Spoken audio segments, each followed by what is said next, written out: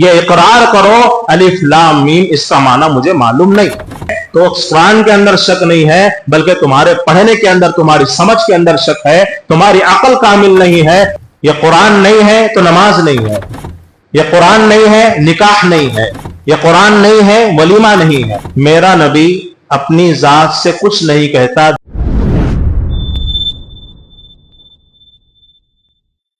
اور اس مجلس میں مل کر جل کر ایک دوسرے سے خندہ پیشانی کے ساتھ محبت سے بیٹھنا چاہیے، بولنا اور سننا اور اس پر عمل کرنا چاہیے.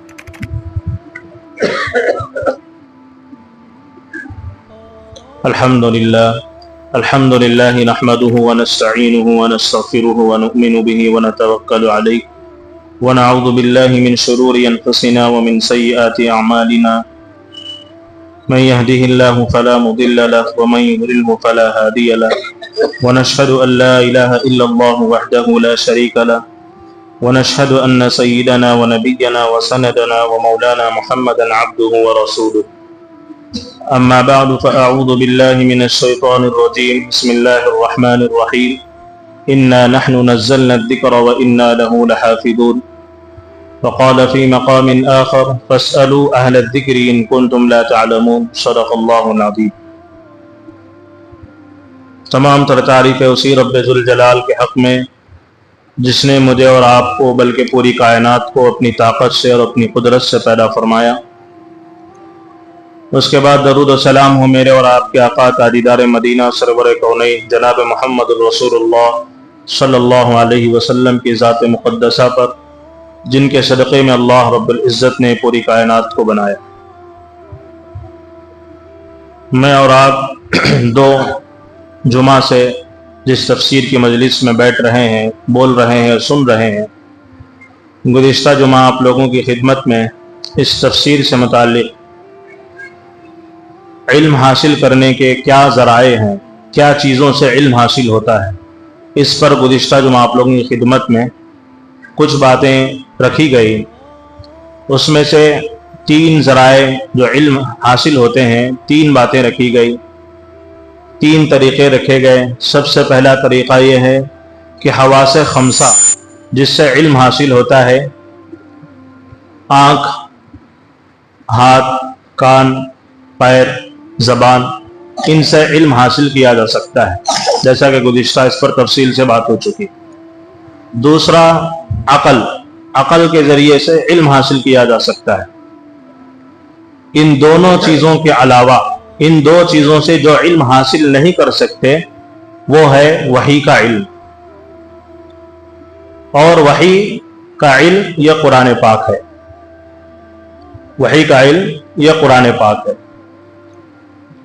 اب سوال کرنے والے یہ کر سکتے ہیں کہ ہم جو ہے قرآن دیکھ کر پڑھ رہے ہیں، ہم تو علم حاصل کر رہے ہیں.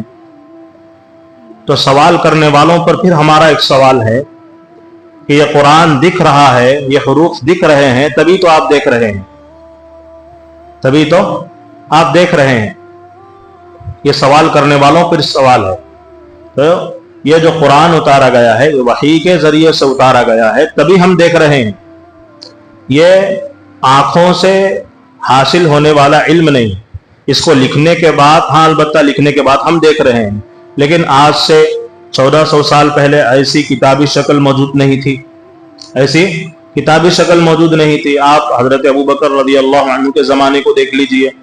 اللہ کے نبی کے زمانے میں کوئی قرآن، پورا مکمل قرآن موجود نہیں تھا. کسی صحابی کے پاس جو ہے کپڑے میں کچھ آیتیں لکھی ہوئی مل جاتی تھی، کسی صحابی کے پاس جو ہے چمڑے پر کچھ آیتیں لکھی ہوئی مل جاتی تھی، کسی صحابی کے پاس جو ہے کچھ تختیے وغیرہ یا پتھر کے اوپر کچھ آیتیں لکھی ہوئی نظر آ جایا کرتی تھی، کچھ صحابی کے پاس جو ہڈیوں پر جو ہے کچھ آیتیں لکھی ہوئی نظر آ جایا کرتی تھی. تو مستقل کتابی شکل موجود نہیں تھی. تو اب کے زمانے میں کتابی شکل ہمارے سامنے موجود ہے. تو آنکھوں سے جو علم حاصل ہوتا ہے، عقل سے جو علم حاصل ہوتا ہے، ہاتھ سے جو علم حاصل ہوتا ہے، وہ علم محدود ہے. وہ علم محدود ہے. مکمل علم کے لیے ہمیں وحی کی ضرورت پڑتی ہے. مکمل علم کے لیے وحی کی ضرورت پڑتی ہے. الغرض یہ مختصر سا گزشتہ جمعہ کی کچھ باتیں آپ لوگوں کی خدمت میں اس لیے رکھا ہوں کہ آپ کو गुज़िश्ता जुमा और इस जुमा में बताने वाली बातों का जोड़ मैसर हो जाए, उसका रब्त मैसर हो जाए, उसके अंदर जो है मिलाप मैसर हो जाए, इसलिए ये बातें बताई गई। तो मेरे अजीज दोस्तों, मैंने गुज़िश्ता जुमा और उससे पहले जुमा भी एक आयत तिलावत फरमाई और अब भी तिलावत फरमाई खुतबे के अंदर, इन्ना नहनु नज़्ज़लना ज़िक्रा व इन्ना लहू लहाफ़िज़ून। अल्लाह फरमा रहे हैं पारे नंबर 14 के अंदर, सबसे पहले सफ़े के अंदर, हम ही ने कुरान पाक को नाजिल फरमाया और हम ही उसकी हिफाजत करने वाले, हम ही उसकी हिफाजत करने वाले। तो अल्लाह इसकी कैसे हिफाजत करेंगे, किस अंदाज से हिफाजत करेंगे, कैसे लोगों को इसके लिए चुनेंगे, कैसी मखलूक को इसके लिए चुनेंगे, वो अल्लाह बेहतर जानते हैं। वक्तन फ़वक्तन अल्लाह रब्बुल इज़्ज़त जो है बच्चों में से किसी को हाफिज बना देते हैं और उन्हीं बच्चों में से किसी को आलिम बना देते हैं, उसकी किताब की हिफाजत करते हैं, याद करने के एतबार से, लफ्ज़ों के एतबार से और इसी तरह मानी के एतबार से। फिर उन आलिमों में किसी को मुहद्दिस बना देते हैं, किसी को मुफस्सिर बना देते हैं, किसी को मुफ्ती बना देते हैं। तो इसके मानी की भी हिफाजत की जाएगी, इसके अल्फाज की भी हिफाजत की जाएगी। ऐसा नहीं कि सिर्फ अल्फाज की हिफाजत है। देखिए, ये बगैर तर्जुमे वाला कुरान है, ये बगैर तर्जुमे वाला कुरान है। अगर कोई बच्चा 8 साल का 10 साल का हाफिज हुआ है तो आपको कुरान सुना सकता है, आप उसका कुरान सुन सकते हैं, वो पढ़ सकता है, लेकिन उसको तर्जुमा याद नहीं होगा, वो तर्जुमा याद सुना नहीं सकेगा, इसलिए कि उसने उसका इल्म हासिल नहीं किया है। तो अल्लाह रब्बुल इज़्ज़त जो है, हो सकता है उस बच्चे को वहीं पर स्टॉप कर दे, वो बच्चा आलिम न बने। अल्लाह रब्बुल इज़्ज़त जो है किसी बच्चे के लिए और रास्ता हमवार कर देते हैं कि वो बच्चा ये अल्फाज के साथ साथ इसके मानी पर भी गौर फिक्र करता है। इसको हासिल करने के लिए किस चीज़ की ज़रूरत पड़ती है, इल्म नहू की, इल्म सर्फ की, बहुत सारी चीज़ें हैं, उसको हासिल करने में लग जाता है। तो अल्लाह रब्बुल इज़्ज़त जो है ये कुरान उतारे हैं अपनी जानिब से और अपनी जानिब से इसकी जिम्मेदारी लिए हैं। कोई आदमी इसकी हिफाजत की जिम्मेदारी नहीं लिया है सिवाय अल्लाह रब्बुल इज़्ज़त के। अब यहाँ एक सवाल पैदा होता है, क्या आसमानी किताबें, जैसा कि पहली जुमा में आप लोगों को बताया गया था 104 किताबें अल्लाह ने आसमान से नाजिल की है, उन पहली किताबों को अल्लाह ही ने उतारा है, लेकिन अल्लाह उतारे हैं लेकिन जिम्मेदारी नहीं ली है उसको बाकी रखने की, उसके मानी की, उसके अल्फाज की जिम्मेदारी नहीं ली है। सिर्फ ये ऐसा कुरान है, सिर्फ एक ऐसी किताब है, इसकी मानी की, इसके अल्फाज की और इसकी तफसीर की, इसके हर हरफ की अल्लाह ने जिम्मेदारी ली। इसीलिए पिछली कौमों के जितने सहीफे हैं, हजरत इदरीस अलैहिस्सलाम के सहीफे, हजरत इब्राहिम अलैहिस्सलाम के सहीफे, हजरत शीस अलैहिस्सलाम के सहीफे, हजरत आदम अलैहिस्सलाम के सहीफे, जितने सहीफे उतारे गए, हजरत दाऊद अलैहिस्सलाम पर जो किताब उतारी गई, हजरत मूसा अलैहिस्सलाम पर, हजरत ईसा अलैहिस्सलाम पर किताब उतारी गई, वो भी आसमानी किताबें थी, लेकिन वो आज हूबहू मौजूद नहीं है पूरी दुनिया के अंदर। आप किसी भी दुनिया के किसी भी खित्ते के अंदर चले जाएं, लेकिन हूबहू वो किताब आपको नहीं मिलती, हूबहू आपको वो किताब नहीं मिलती। वो इसलिए नहीं मिलती कि अल्लाह ने उतारा है, लेकिन अल्लाह ने उनकी जिम्मेदारी नहीं ली, उनकी जिम्मेदारी नहीं है। लेकिन ये कुरान पाक जो हमारे आंखों के सामने मौजूद है, हमारे हाथों में मौजूद है, हमारे घरों के मेहराबों में मौजूद है, अल्लाह ने इसकी जिम्मेदारी ली, उतारा भी उसी ने है और इसकी हिफाजत की जिम्मेदारी भी उसी ने ली है। देखिए, पूरी दुनिया के अंदर कितने मुल्क हैं, 200+ मुल्क हैं। पूरी दुनिया के अंदर आप चले जाएं, आप किसी भी मस्जिद में, किसी भी घर में जाए, कुरान खोल करके देखें, आपको उसी तरह लिखा हुआ नजर आएगा। हिंदुस्तान में जैसा लिखा हुआ है वहां पर भी वैसा ही लिखा हुआ नजर आएगा। जैसा कि अब मलेशिया की जमात हमारे पास है, आप उनको पूछ लीजिए कुरान कैसा है, वो भी बोलेंगे कुरान ऐसा ही है हमारे पास। मतलब यह है कि पूरी दुनिया आप टटोल ले, छान ले, अल्लाह रब्बुल इज़्ज़त इसकी जिम्मेदारी लिए हैं। पूरी दुनिया के अंदर आपको कुरान ऐसा ही मिलेगा, कुरान ऐसा ही मिलेगा। चाहे मलेशिया ले लो, चाहे इंडोनेशिया ले लो, चाहे हिंदुस्तान ले लो, चाहे पड़ोस मुल्क ले लो, बांग्लादेश ले लो, बर्मा ले लो, नेपाल ले लो, चाहे आप जहां भी चले जाओ, सऊदीया चले जाओ, मक्का मदीना चले जाओ, यूरोप चले जाओ, इटली चले जाओ, आपको कुरान हूबहू मिलेगा जैसा अल्लाह ने उतारा है।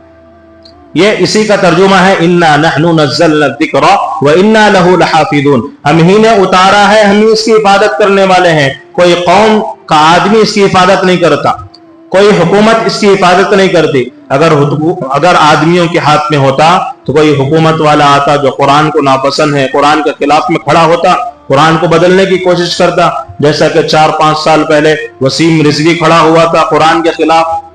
اس نے کہا تھا کہ بہت ساری آیتیں قرآن کے اندر جو ہے ایسے ہی لکھ دیے ہیں، بہت ساری صورتیں ایسے ہی لکھ دیے ہیں، لیکن اللہ نے قرآن کی ذمہ داری لی، اللہ نے اس کی زندگی کو پلٹ دیا، لیکن قرآن نہیں بدلا۔ ایسے بہت سارے آئے، ایسی بہت ساری حکومتیں آئیں۔ حضرت امام احمد بن حنبل رحمۃ اللہ علیہ کے زمانے میں قرآن کو مخلوق کہا گیا، لیکن حضرت امام احمد بن حنبل رحمۃ اللہ علیہ نے کہا قرآن مخلوق نہیں ہے، بلکہ اللہ کی ذات سے نکلا ہوا کلام ہے، یہ اللہ کی ذات سے نکلا ہوا کلام ہے، قرآن کوئی مخلوق نہیں ہے۔ چنانچہ انہوں نے مقابلہ کیا، وقت کے بادشاہ کا مقابلہ کیا، ان کو کوڑے لگائے جاتے تھے، حدیث کتابوں کے اندر بات ملتی ہے ایسے ایسے کوڑے لگائے جاتے تھے حضرت امام احمد بن حنبل کو، اگر وہ کوڑے کسی ہاتھی پر لگاتے تو وہ بل بلا کر اپنا شہر چھوڑ کر بھاگ کر چلا جاتا۔ ایسی تیزی کے ساتھ اور ایسی سختی کے ساتھ حضرت امام احمد بن حنبل کو اس قرآن پر جو انہوں نے جو فتویٰ دیا تھا کہ یہ قرآن مخلوق نہیں ہے بلکہ یہ قرآن اللہ کی ذات سے نکلا ہوا ایک کلام ہے۔ چنانچہ پہلے زمانے میں بھی ایسا ہی موجود تھا، قیامت تک بھی ایسا ہی موجود رہے گا، قیامت تک ایسا ہی موجود رہے گا۔ ہم رہے یا نہ رہے، یہ قرآن پاک جیسا 1400 سال پہلے اترا تھا قیامت تک ایسے ہی موجود رہے گا۔ یہ قرآن پاک کا معجزہ یہ ہے، انا نحن نزلنا الذکر وانا لہ لحافظون، ہم ہی اتارے ہیں، ہم ہی اس کی حفاظت کریں گے۔ اور حفاظت کے طریقے الگ الگ ہو سکتے ہیں، حفاظت کے طریقے الگ الگ ہو سکتے ہیں۔ حضرت امام غزالی علیہ الرحمہ سے کسی نے پوچھا قرآن کے سلسلے میں حضرت امام غزالی سے کسی نے پوچھا اے امام آپ ہمیں یہ بتائیے کہ قرآن کتنا آسان ہے، قرآن کتنا آسان ہے؟ تو حضرت امام غزالی علیہ الرحمہ نے کہا قرآن اتنا آسان ہے کہ ہمارے 8 سال کے بچے کے دل میں سما جاتا ہے۔ نہیں ہے ہمارے پاس بچے، 8 سال کے بچے حافظہ نہیں ہیں کرنول کے اندر، نہیں ہیں، بہت سارے۔ قرآن اتنا آسان ہے، وَلَقَدْ يَسَّرْنَا الْقُرْآنَ لِلذِّكْرِ فَهَلْ مِن مُدَّكِرٍ، ہے کوئی یاد کرنے والا ہے؟ ہم نے تو قرآن کو آسان کر کے رکھا ہے، ہم نے قرآن کو آسان کر دیا، اس ذکر کو یعنی قرآن کو آسان کیا ہے۔ تو ہمارے 8 سال 10 سال 12 سال کے بچوں کے دلوں کے اندر اللہ نے قرآن کو اتار دیا، اتنا آسان ہے۔ پھر اسی نے سوال کیا ابھی ایک اور بات بتائیے، حضرت امام غزالی نے فرمایا قرآن آسان اتنا ہے کہ 8 سال کے بچے کے دل میں سماتا ہے، لیکن قرآن مشکل اتنا ہے کہ آج سے یعنی نبی پاک صلی اللہ علیہ وسلم پر جب قرآن اتارا گیا اس وقت سے لے کر آج تک مفسرین اس قرآن کی آیتوں میں غوطہ لگا رہے ہیں، قرآن پاک کے اندر جو ہے دیکھ رہے ہیں، اصول تفسیر کے اعتبار سے، اصول کے اعتبار سے، علم نحو کے اعتبار سے، علم صرف کے اعتبار سے ہر مسائل اس کے اندر پائے جا رہے ہیں۔ موجودہ زمانے میں جتنے مسائل آئیں گے وہ تمام مسائل اس قرآن کے اندر پائے جائیں گے، لیکن کوئی مفسر کوئی محدث اب تک ایسا نہیں ملا جو اس قرآن کی تہ تک پہنچ سکا ہو۔ اس قرآن کی تہ تک آج تک کوئی آدمی نہیں پہنچ سکا، کوئی مفسر نہیں پہنچ سکا، بلکہ قرآن پاکی کے اندر سب سے پہلے سورہ بقرہ کی آیت کے اندر اللہ نے فرمایا، آپ تمام لوگوں کو یاد ہے، الف لام میم، کیا کہا گیا؟ الف لام میم۔ اسی طرح دوسری سورت کے اندر الف لام میم صاد آیا ہے، پھر آگے چلے تو آتا ہے الف لام را، پھر آگے چلے الف لام میم را، پھر آگے چلے قاف ہا یا عین صاد، پھر آگے آتا ہے نون، پھر آگے آتا ہے قاف۔ یہ کیا ہے؟ اللہ نے اعتراف کروایا تمام بڑے بڑے محدثین کو، تمام بڑے جاننے والوں کو، تمام قرآن کے علم رکھنے والوں کو، بلکہ دنیا انسانیت کو یقین دلایا۔ سب سے پہلے آپ ترجمہ پڑھنے سے پہلے، تفسیر سننے سے پہلے، تفسیر بولنے سے پہلے یہ اقرار کرو الف لام میم اس کا معنی مجھے معلوم نہیں، یہ اقرار کرو پہلے، یہ قرآن یہ ہماری کتاب ہے، اس کا معنی تمہیں معلوم نہیں ہے۔ اس لیے آپ ترجمے کے قرآن اٹھا کر دیکھیے، اس کے نیچے لکھا ہوا ہوگا اللہ اعلم بالصواب واللہ اعلم بمرادہ اللہ ہی اس کا معنی بہتر جانتا ہے. کتنا بڑا علامہ ہو, کتنا بڑا مفتی ہو, کتنا بڑا مدرسہ چلانے والا ہو, کتنا بڑا جو ہے اپنے آپ میں امام ہو, تو اس کا ترجمہ نہیں کر سکتا, اس کا ترجمہ نہیں ہو سکتا. تو اللہ رب العزت نے قرآن پاک کے اندر ایسے ایسے شوشے چھوڑے ہیں, ایسے ایسے جو ہے الفاظ چھوڑے ہیں, کوئی آدمی بھی ان الفاظ کی تشریح, ان الفاظ کا معنی, ان الفاظ کی تفسیر نہیں کر سکتا, بلکہ اللہ نے گھٹنے ٹیکوائے. اظہار کرو کہ تمہاری عقل ہمارے قرآن کے سامنے کچھ نہیں ہے, تمہارا علم ہمارے قرآن کے سامنے کچھ نہیں ہے, تمہارا عمل ہمارے قرآن کے سامنے کچھ نہیں ہے. پہلے یہ اقرار کرو, پھر آگے بڑھو. ذالک الکتاب لا ریب فیہ. بلکہ یہاں پر بھی بہت ہی زبردست بات فرمائی, یہ وہ کتاب ہے جو اس کے اندر کوئی ذرہ برابر بھی شک نہیں. ذالک الکتاب لا ریب فیہ ھدی للمتقین. یہ وہ کتاب ہے جس کے اندر ذرہ برابر بھی شک نہیں ہے. دنیا کی کوئی کتاب آپ پڑھتے ہیں, انگلش کی, اردو کی, یا کسی بھی سائنس کی, تو پڑھنے کے بعد آپ فیصلہ کرتے ہیں کہ یہ صحیح ہے, غلط ہے. لیکن یہ کتاب ایسی نہیں ہے, پڑھنے کے بعد فیصلہ کرنا نہیں ہے, بلکہ اللہ نے سب سے پہلے انسانوں کو حکم دیا, جب ہمارا کلام شروع کرو تو پہلے یہ پڑھو, الف لام میم. مجھے معنی معلوم نہیں, یہ بولنا پڑے گا. ذالک الکتاب لا ریب فیہ ھدی للمتقین. ھدی للمتقین یہ وہ کتاب ہے جس کے اندر ذرہ برابر بھی شک نہیں. پہلے یہ اقرار کرو کہ یہ جو تم پڑھ رہے ہو اس کے اندر ذرہ برابر بھی شک نہیں. اگر تم پوری قرآن پڑھ لو گے, بعد میں یہ بولو گے کہ یہ قرآن کے اندر شک ہے, تو قرآن کے اندر شک نہیں ہے, بلکہ تمہارے پڑھنے کے اندر, تمہاری سمجھ کے اندر شک ہے. تمہاری عقل کامل نہیں ہے, تمہاری عقل قرآن کے مطابق نہیں ہے, اس لیے تمہاری عقل ناقص ہے, یہ قرآن ناقص نہیں ہے. اللہ سب سے پہلے اپنا لوہا منوا رہے ہیں, قرآن پاک کا لوہا منوا رہے ہیں, کہ کہہ رہے ہیں تم قرآن پڑھنے کے بعد شک کرنے کی ضرورت نہیں, بلکہ قرآن پڑھنے سے پہلے یہ اپنے عقل میں بٹھا لو کہ اس کے اندر کوئی ذرہ برابر بھی شک کی کوئی چیز نہیں ہے. ذالک الکتاب لا ریب فیہ. تو الغرض میرے عزیز دوستو, بات بہت دور جا رہی ہے. ہمارا جو موضوع ہے آج کا, جیسا کہ گزشتہ جو جمعہ آپ لوگوں کی خدمت میں وحی سے متعلق باتیں بتائی گئی, وحی کلامی, وحی قلبی, اس طرح بہت ساری باتیں, اور بھی اس کی 2 قسمیں, بھی اس کی 3 قسمیں گزشتہ جمعہ آپ لوگوں کی خدمت میں رکھی گئی. تو نبی پاک صلی اللہ علیہ وسلم پر وحی تو آتی تھی جیسا کہ گزشتہ جمعہ بتائی گئی, لیکن وحی کس انداز میں آتی تھی, وحی کس انداز میں آتی تھی. ایک ہے وحی لانے کے اعتبار سے گفتگو گزشتہ جمعہ ہوئی, ایک ہے وحی اترنے کے اعتبار سے, جب نبی پر اترتی تھی تو کیفیت کیا ہوتی تھی نبی کی, نبی کی کیفیت کیسے ہوتی تھی. تو حضرت مفتی تقی عثمانی صاحب نے بہت ہی مفصل انداز میں علوم القرآن میں 4-5 صفحے پر اس کی بحث کی ہے, اور اسی طرح گلدستہ تفاسیر میں بھی اس کی بحث کی گئی. حضرت نے لکھا ہے, اور دیگر کتابوں میں یہ بات ملتی ہے, وحی کی 2 قسمیں ہیں, وحی کی 2 قسمیں ہیں, وحی مطلوب, وحی غیر مطلوب. اترنے کے اعتبار سے وحی مطلوب وہ ہے جو حضرت جبرائیل علیہ السلام اللہ رب العزت کی طرف سے جو آیتیں لاتے تھے, ان آیاتوں کے الفاظ اور ان کے معانی ایک ہو. کیا ہو؟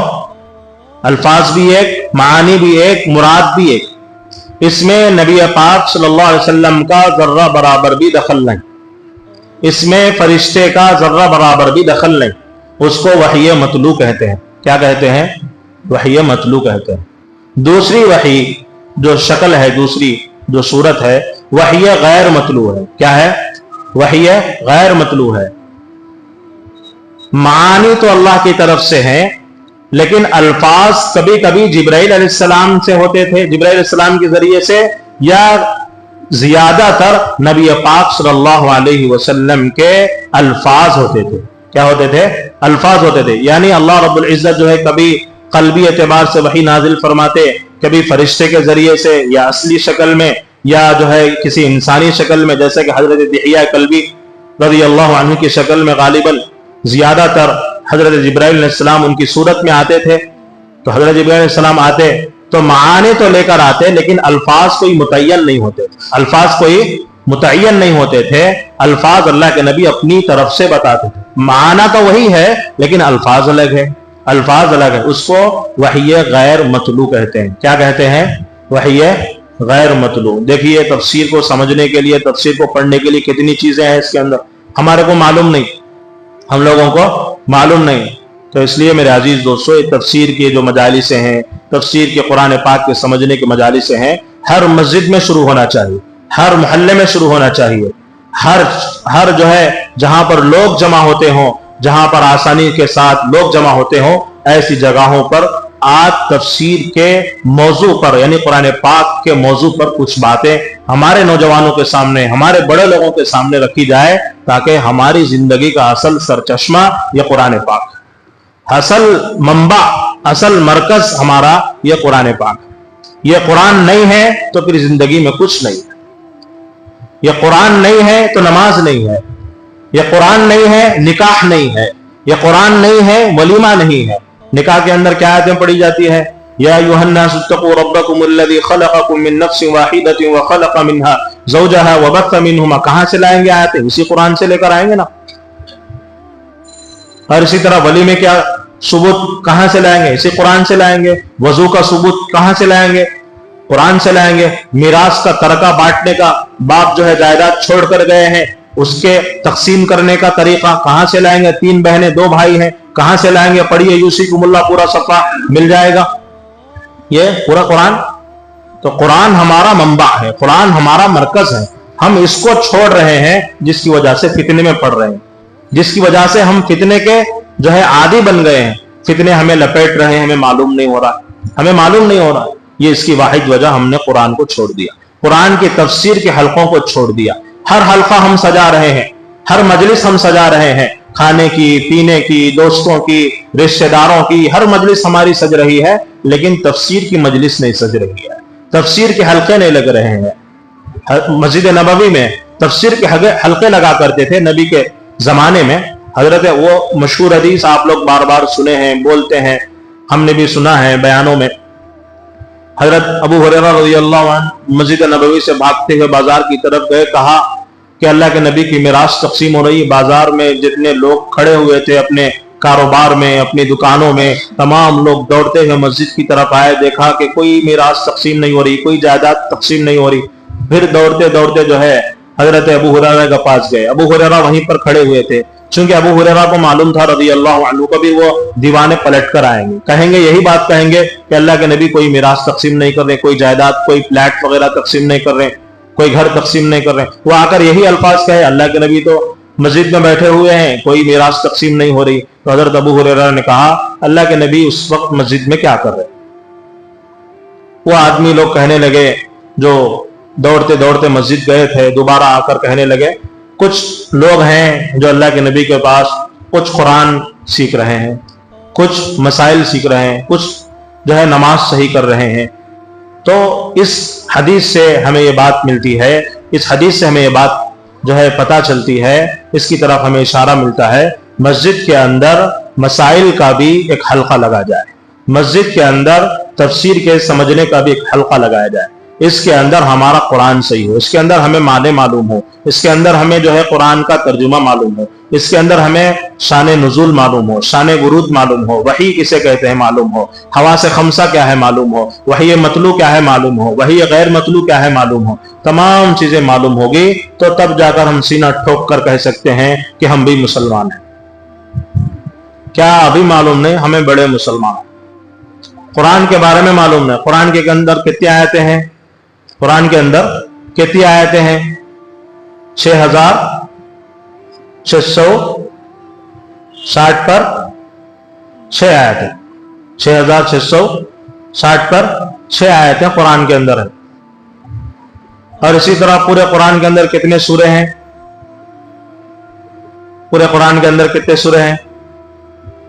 114 سورے ہیں. کتنے سورے ہیں؟ 114 سورے ہیں.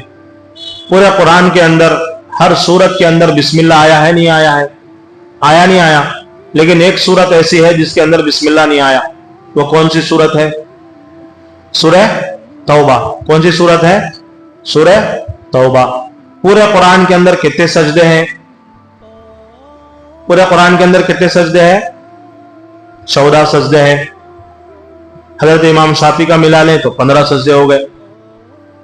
हजरत इमाम शाफी का छोड़ दे, पारे नंबर 17 का आखिरी का, तो 14 सजदे। हजरत इमाम आजम अबू हनीफा रहमतुल्लाह अलैह के मुताबिक, उनके मसलक के मुताबिक कितने सजदे हो गए? 14 सजदे हो गए। कितने? 14 सजदे हो गए। पूरे कुरान के अंदर एक सूरत ऐसी है जिसके हर आयत के अंदर लफ्ज अल्लाह है। हर आयत के अंदर अल्लाह आया है। हर आयत के अंदर अल्लाह आया है।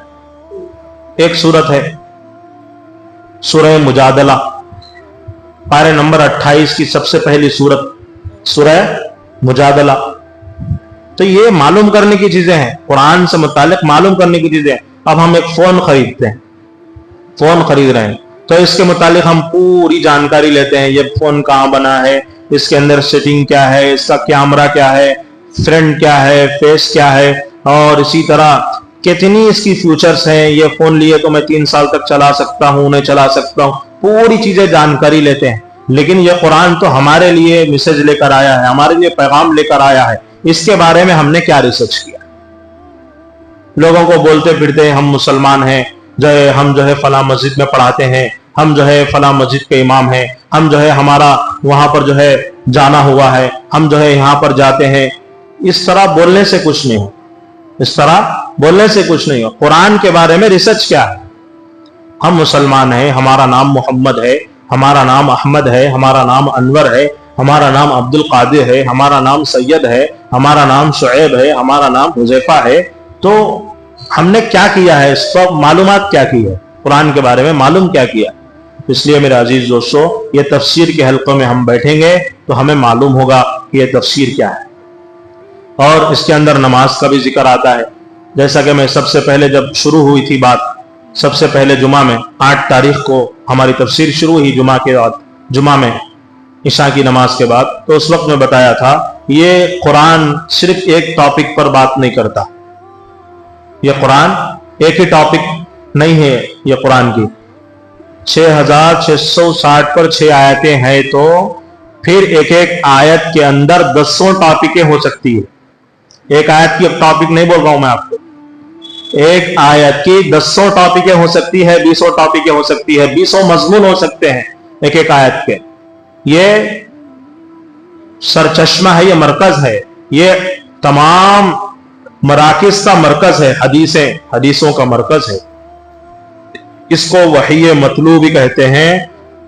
और इसके अलावा जो, जैसा कि मैं दूसरी जो किस्म बताया, वही है गैर मतलू। पहली वही क्या है? वही है मतलू। अल्फाज भी माने भी अल्लाह की तरफ से हो, उसको वही मतलू कहते हैं, वो कुरान है।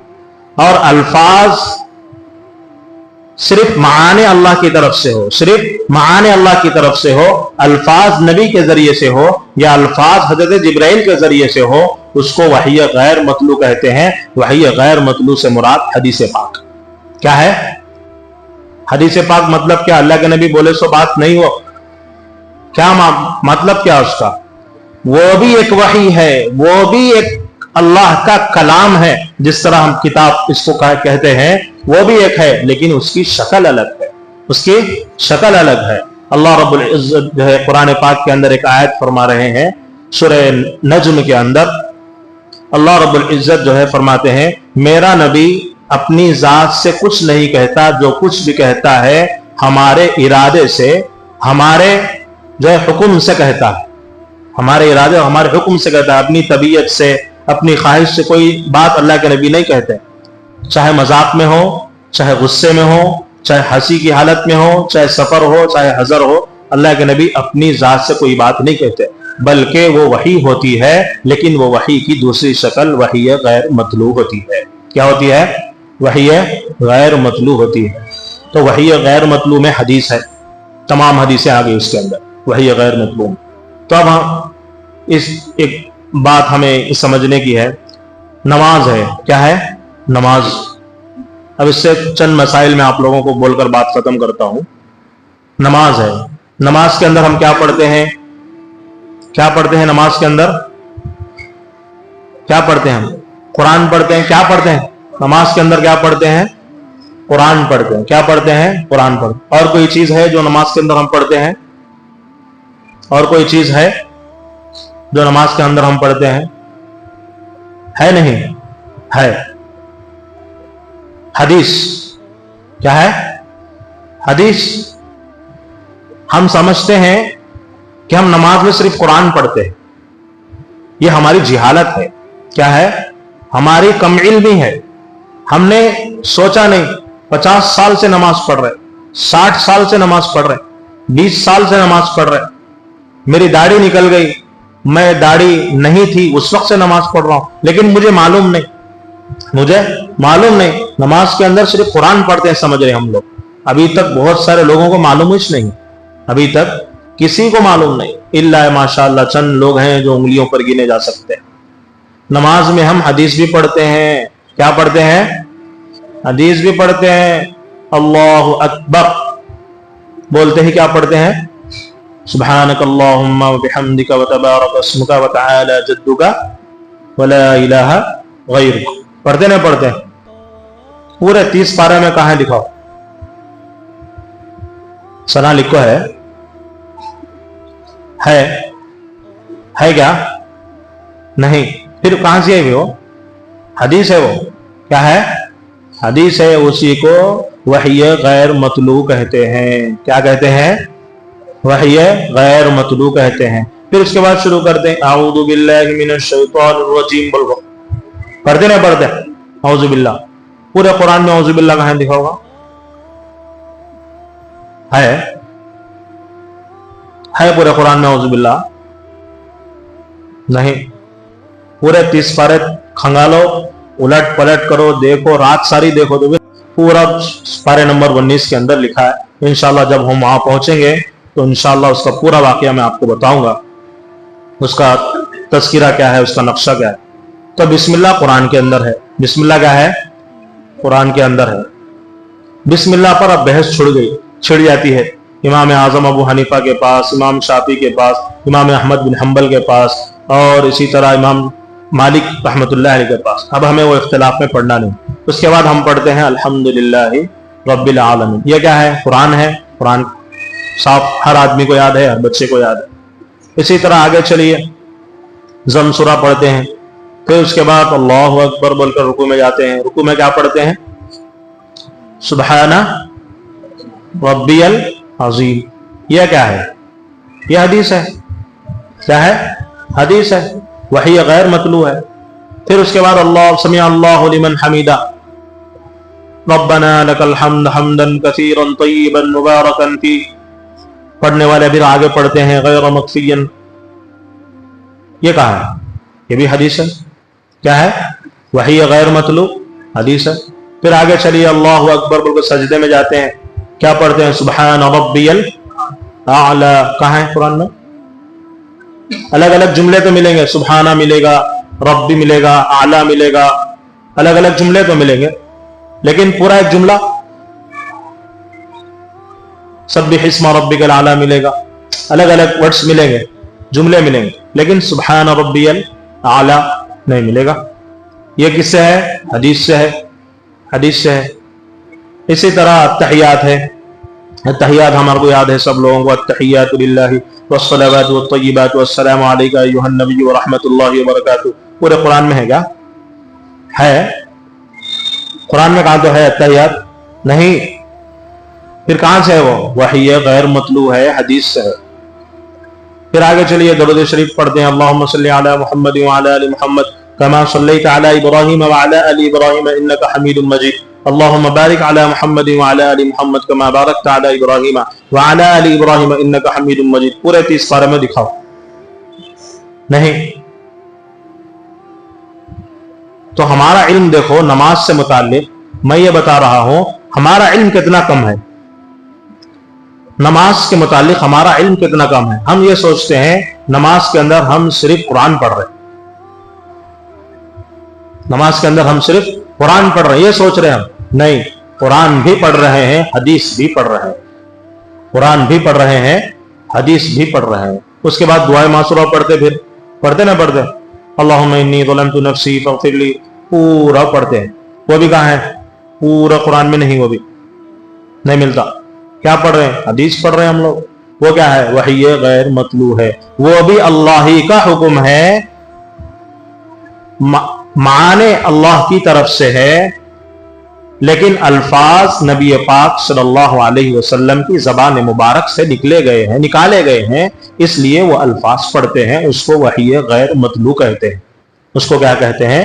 वही गैर मतलू। तो आज की मजलिस से वही मतलू, वही गैर मतलू। अब जब नमाज का लफ्ज आ चुका है हमारे सामने, तो 2-3 मसाइल आप लोगों की खिदमत में रखकर बात खत्म करता हूं। जब मैं ईशा की नमाज के लिए आया तो इमाम साहब जो है चौथी रकात में थे, चौथी रकात के रुकू में गए थे। कहाँ गए थे? चौथी रकात के रुकू में गए थे। अब ईशा की नमाज है, तो मैं आया अल्लाहु अकबर बोलकर, अब मुझे क्या करना है?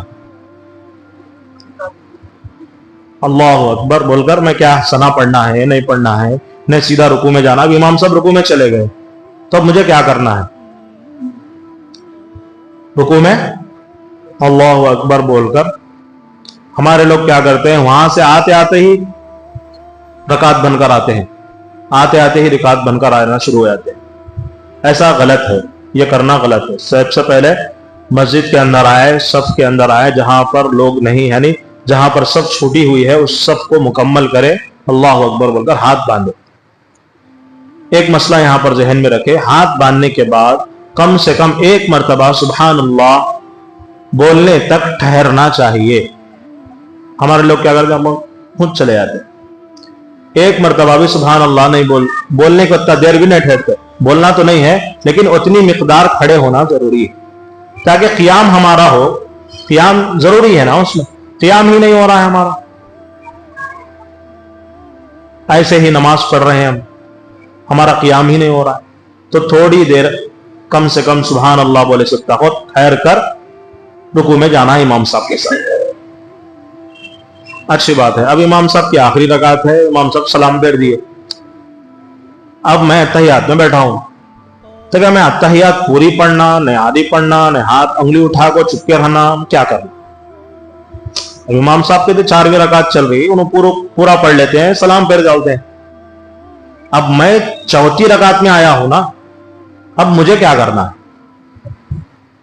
अब मुझे अच्छे लोगों को मसाइल मालूम नहीं, अच्छे लोगों को मसाइल का इल्म नहीं है, इसलिए मेरे अजीज दोस्तों उस वक्त ये करना है। अब ये तफसीर की बात खत्म हो गई, कुछ मसाइल बोलकर मैं बात खत्म करता हूं। अगर किसी को नमाज से मुताल्लिक कोई डाउट, कोई मसला आप बजाते खुद पूछना चाहते हैं तो पूछ सकते हैं। कोई मसला बजाते खुद आप पूछना चाहते हैं तो बगैर शर्माए के, बगैर झिझके के आप मसला पूछ सकते हैं, ताकि दूसरे लोगों को भी उसका इल्म हो जाए। बाज मरतबा ऐसा होता है कि मौलाना को तो मसला मालूम है, लेकिन बाजू वाले को मसला मालूम नहीं है, या नहीं तो उनको मसला मालूम है लेकिन मौलाना को मसला मालूम नहीं है। तो इन्हें क्या समझते हैं, अगर मैं पूछूंगा तो बाजू वाले का भी फायदा हो जाए। हालांकि मुझे पहले से मालूम है, लेकिन मैं इस नीयत से पूछ रहा हूं कि जो नए लोग हैं उनको मालूम हो जाए तो उसको दोहरा अजर मिलेगा, उसको ज्यादा सवाब मिलेगा।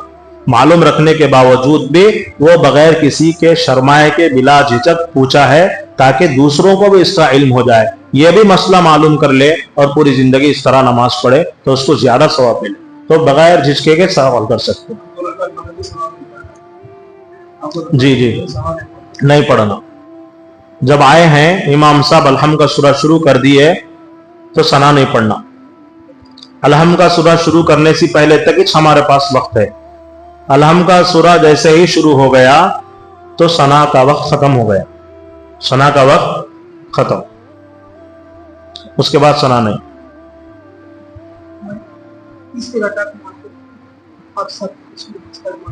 कौन सी नमाज? जी हाँ, मालूम नहीं, इसलिए मैं करूँगा। मौलाना चौथी रकात में सजदा जी, तो मैं सजदा सो करना नहीं मालूम था। जी जी जी जी जी। तो आप इसलिए जी आप इसलिए सजदा सहू करना है कि आप ताबे इस इमाम की नीयत बांधे। वो इमाम के ताबे होने की वजह से आपको इमाम के साथ सजा सहू करना पड़ेगा, जरूरी है। अगर आप सजा सहू नहीं करेंगे तो फिर ऐसा समझा जाएगा कि आप इस इमाम के ताबे नहीं, अलग नमाज पढ़ रहे हैं। अगर आप ऐसा साबित हो गया कि आप अलग नमाज पढ़ रहे हैं तो आपको जमात का सवाब नहीं मिलेगा। आपकी नमाज तो हो जाएगी, आप अलग पढ़ सकते हैं, लेकिन जमात का सवाब नहीं मिलेगा। इसके अंदर हमारा नुकसान, हमें सजा सहू इमाम के साथ करना चाहिए। जी हाँ, सीधी तरफ सलाम फिरना, उसके बाद 2 सजदे करना है। हाँ, उन्हों भी जो इमाम के साथ खड़े हुए रहते हैं सफों में, उन्हों भी करना। हाँ, उन्हों भी से वही पूछ रहे हैं शायद, तो उन्हों भी वैसे ही करना है। इसलिए कि हमें ताबे इमाम के है ना, तो इमाम के साथ हमें उसी अंदाज में सजा सहू करना है। तो मैं ये बता जी, कब? अच्छा, इमाम साहब की नमाज हो गई, उसके बाद सना पढ़ना, यह सही सवाल भी है और जवाब भी यही है कि उसके बाद सना पढ़ना। जब वो 2 रकात छुड़ गई, 3 रकात छुड़ गई, 4 रकात छुड़ गई, हमें आए तो उस वक्त सना पढ़ने का मौका नहीं हमारे पास। तो जैसे ही हम इमाम साहब के साथ मिल गए, इमाम साहब अपनी सलाम मुकम्मल कर लिए, अपनी नमाज मुकम्मल कर लिए, हम जो है 1 रकात अभी है हमारी, 2 रकात अभी है, 3 रकात अभी है, या 4 रकात अभी है हमारी, हमें उठकर खड़े होते ना, उस वक्त सना पढ़ना। क्या करना? उस वक्त पढ़ना। बहुत सारे लोग गलती कर जाते हैं, बहुत सारे लोग गलती करते हैं। यह मसला भी मैं किताब का हवाला देकर बताता हूँ। शरह विकाया अरबी की एक किताब है, अरबी चहारुम में पढ़ाई जाती है, उसके अंदर यह इबारत मौजूद है। अगर कोई देखना चाहे तो उसके अंदर देख सकता है। इल्म समंदर है, नमाज के अंदर इतने इतने मसाइल हैं, उसका जानना बहुत जरूरी है। बाज किताबों में तो यहां तक लिखा गया है नमाज के अंदर 12,000 मसाइल। कितने रकाता है कहते हैं? 4 रकाता है कहते हैं, इसमें 4 मसाइल कहते हैं, इसमें 12,000। बहुत बहुत जानकर नमाज पढ़ना चाहिए, बहुत, तभी तो उसका सवाब मिलेगा। जभी तो ये इबादत अफजल है, तभी तो अल्लाह रब्बुल इज्जत जो है नमाज को देने का वक्त आया तो फर्श पर नहीं दिया, फर्श को दिएगा, जमीन को ये लाकर दिए नमाज फर्ज करे। ज़कात का हुक्म कहां पर आया? जमीन पर आया। रोजे का हुक्म कहां पर आया? जमीन पर आया। निकाह का हुक्म कहां पर आया? जमीन पर आया। जितने हुक्मों को आप ले लीजिए वो तमाम जमीन पर आए हैं, लेकिन जब नमाज की बारी आई है तो कुरान ने ऐलान फरमाया, सुब्हानल्लज़ी असरा बिअब्दिही लैलन मिनल मस्जिदिल हरामी इलल मस्जिदिल अक़सल्लज़ी बारकना हौलहू लिनुरियहू मिन आयातिना। हमने अपने महबूब बंदे को सफर कराया है मक्के से बैतुल मुक़द्दिस तक, बैतुल मुक़द्दिस से फिर 7 आसमानों तक, फिर 7 आसमानों के पार होकर सिदरतुल मुंतहा, इंद सिदरतुल मुंतहा। कुरान ने उसका तज़किरा फरमाते हुए सूरह नज्म के अंदर बड़ी तफसीली जिक्र फरमाया कि ऐ नबी जी और आगे बढ़िए, सुम्मा दना फतदल्ला फकाना क़ाब क़ौसैनि औ अदना। मुफस्सिरीन ने इन आयतों की तफसीर ऐसी लिखी है, अगर वो पढ़ेंगे तो हमारे बाल खड़े हो जाएंगे, रोंगटे खड़े हो जाएंगे। यह कुरान है, बहुत तफसीली गुफ्तगू अपने महबूब से फरमाई। बाज हजरात ने यहां तक इसकी तफसीर फरमाई, अल्लाह रब्बुल इज्जत ने अपने महबूब के इतना करीब बुलाया कि फकाना क़ाब क़ौसैनि औ अदना। इसकी तफसीर में मुफस्सिरीन ने लिखा है कि आधा हाथ या 1 हाथ के करीब तक अल्लाह रब्बुल इज्जत अपने नबी को करीब बुलाया। इसका मुफस्सल जो है तज़किरा इसके अंदर है, इंशाल्लाह उस वक्त बात आएगी तो बताऊं। तो कुरान नमाज को देने की जब बात आई है तो अल्लाह ने जमीन से बुलाया है, मेराज का दूल्हा बनाया है, हजरत जिब्राइल को भेजा है, और एक फरिश्ते को हजरत इसराफील का नाम भी आता है अलैहिमुस्सलातु वस्सलाम। दोनों फरिश्तों को, फिर फरिश्तों के झुंड को भेजकर हजरत उम्मे हानी रज़ियल्लाहु अन्हा के घर से नबी पाक सल्लल्लाहु अलैहि वसल्लम को बेदारी की हालत में जगाया, नींद की हालत में थे तो जगाया, फिर ले जाकर जमीन का सफर शुरू किया। जमीन का सफर भी है मेराज के वक्त में। बहुत सारे हजरात जो है सिर्फ आसमान का सफर बोलते हैं, आसमान का सफर बयान करते हैं, जमीन का सफर नहीं बोलते, जमीन का सफर बयान नहीं करते। یہ کم علمی ہے، یہ جہالت ہے۔ تو اس لیے میرے عزیز دوستو، یہ قرآن ایسی چیز ہے، اس پر ہر ٹاپک پر بات ہوتی ہے، ہر ٹاپک پر بات ہوتی ہے۔ تو الغت جب نماز کو دینے کا وقت ہوا تو یہ افضل عبادت ہے، تو ساتوں آسمانوں پر بلا کر نماز کا تحفہ دیا گیا۔ تو اس کے اندر اتنے مسائل۔ تو تیسری چوتھی رکعت میں آیا تو امام صاحب رکوع میں تھے، میں آیا اللہ اکبر بول کر کھڑے ہو گیا، کم سے کم سبحان اللہ بولے تشہد، اس کے بعد رکوع میں گیا، اس کے بعد جو ہے امام صاحب کے اندر شامل ہو گیا۔ امام صاحب کی چوتھی رکعت تھی، امام صاحب سلام پھیر دیے، تو میں اب اتحیات کہاں تک پڑھنا، یہیں پر ٹکے تھے ہمیں، یہیں پر تھے ہمیں، تو اتحیات مجھے کہاں تک پڑھنا ہے؟ تو اس کے اندر مسئلہ یہ ہے کہ میں اتحیات پوری نہیں پڑھنا ہوں۔ پوری کون پڑھیں گے؟ امام صاحب پڑھ لیں گے، امام صاحب کے ساتھ جو نماز شروع کرے ہیں وہ پوری پڑھ لیں گے۔ اب میری 1 رکعت چھٹی ہے، 2 رکعت چھٹی ہے، 3 رکعت، 4 رکعت چھٹی ہے، تو اب مجھے پوری اتحیات نہیں پڑھنا ہے۔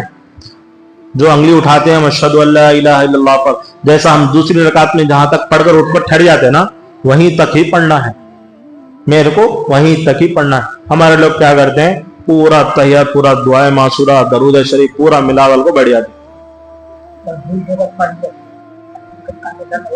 جی جی۔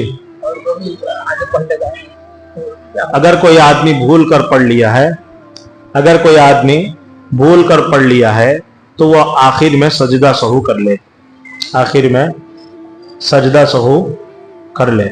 اس لیے کہ امام اعظم ابو حنیفہ رحمۃ اللہ علیہ کے پاس یہ بات لکھے ہیں، حضرت فرماتے ہیں مسئلے کے اندر، اگر کوئی آدمی دوسری رکعت میں، تیسری رکعت کے لیے کھڑے ہونا ہے، 4 رکعت والی نماز کے اندر اگر کوئی آدمی دوسری رکعت میں اتحیات میں درود شریف شروع کر دیا، اللہم صلی علی پڑھا، لیکن یاد آ گیا تو کھڑے ہو گیا، تو اس کو سجدہ سہو کرنے کی ضرورت نہیں، لیکن علی محمد پڑھ دیا، محمد تک پڑھ دیا، تو اس کو سجدہ سہو کرنا واجب ہے۔ اگر سجدہ سہو نہیں کرے گا تو اس کی نماز نہیں ہوگی۔ اگر امام کے ساتھ پڑھ رہا ہے تو اب اس کو سجدہ سہو کرنے کی ضرورت نہیں ہے جی، اس کو سجدہ سہو کرنے کی ضرورت نہیں ہے جی۔ ہاں اکیلے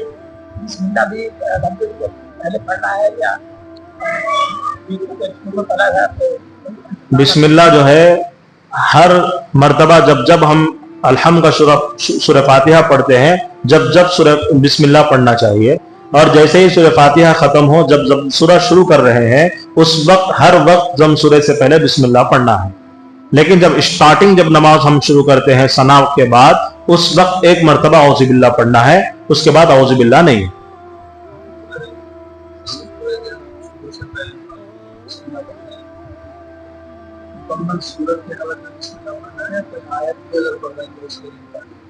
ضم سورہ سے پہلے بسم اللہ پڑھنا ہی، ہاں بے شک بیچ میں سے بھی آپ پڑھیں، یا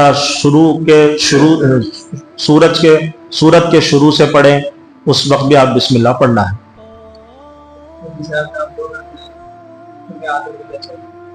جو اجر و ثواب ملنا چاہیے تھا وہ نہیں ملے گا، وہ نہیں ملے گا۔ سب سمجھیے، میں گھر سے نکلا مسجد موتیا کو پہنچنے کے لیے،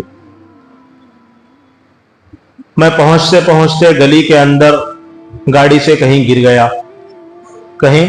گیا، میرا جبہ میلا ہو گیا یا مجھے کچھ مار لگ گیا، لیکن پھر میں اٹھا پھر آ گیا مسجد کے اندر۔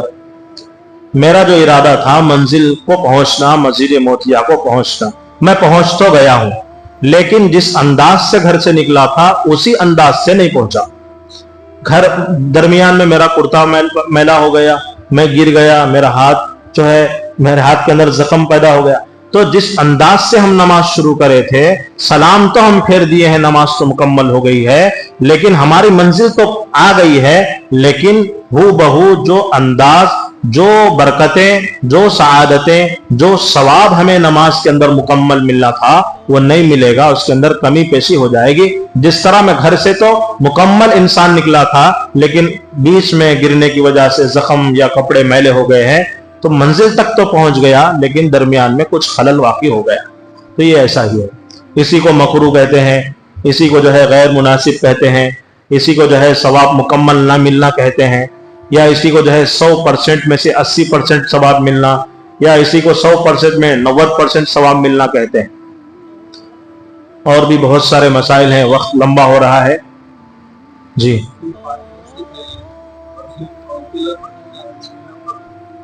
पहले औज़ु बिल्लाह पढ़ना, उसके बाद बिस्मिल्लाह पढ़ना। यह कब पढ़ना है? पहली रकात में। अगर आप दूसरी रकात में खड़े हो रहे हैं तो उस वक्त औज़ु बिल्लाह नहीं, तो बिस्मिल्लाह पढ़कर सूरह फातिहा पढ़ना है।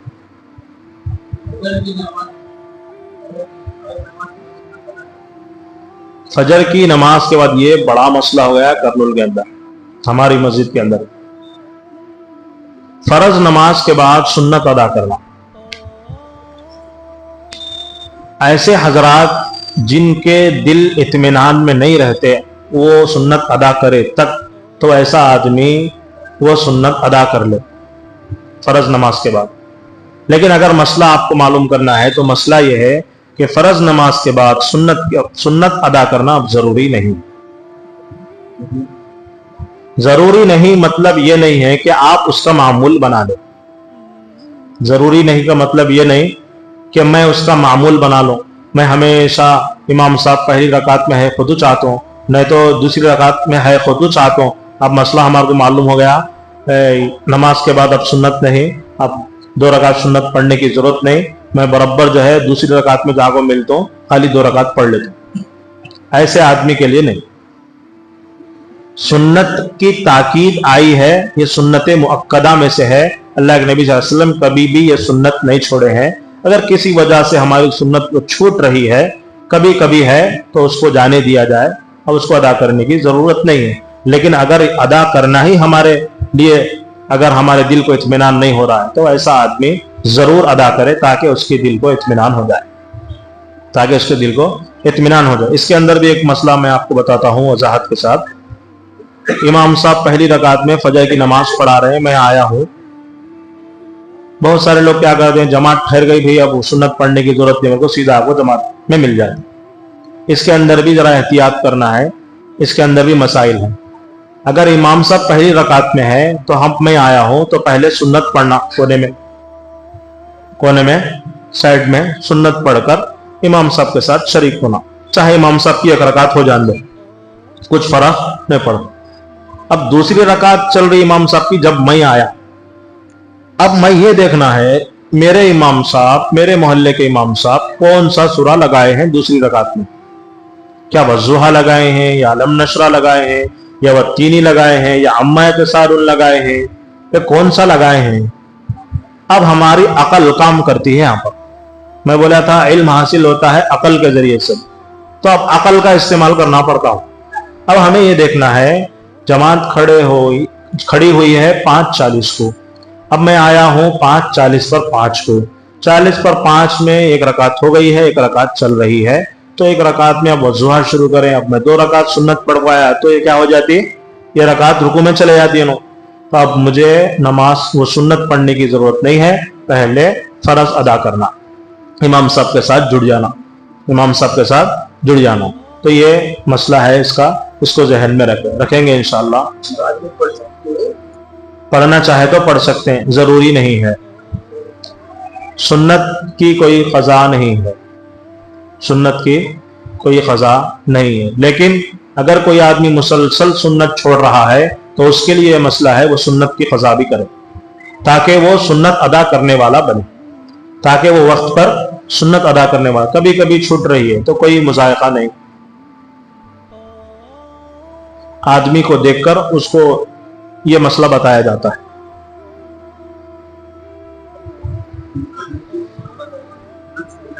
जी, मगरिब में